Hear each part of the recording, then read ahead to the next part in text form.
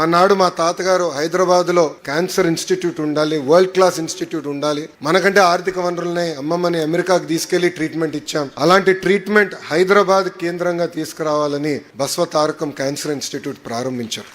ఆనాడు అది తెలుసుకున్న రతన్ టాటా గారు మొదటి 25 కోట్ల రూపాయల డబ్బులు ఆ ఇన్స్టిట్యూట్ కోసం ఇచ్చారు.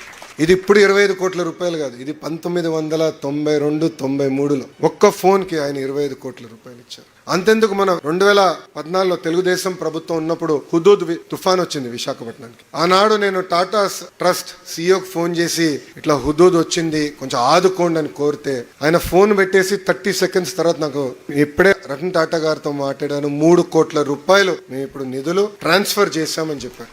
డబ్బులు ఇస్తాం గొప్ప కాదు, మాకు మార్కెటింగ్ అవసరం లేదు, మాకు ప్రెస్ రిలీజ్ అవసరం లేదు, ప్రజల్ని మీరు జాగ్రత్తగా చూడండి, డబ్బులు సరిపోతే మాకు ఫోన్ చేయండి మళ్ళీ ఇస్తానని చెప్పిన గొప్ప వ్యక్తి రతన్ టాటా గారు.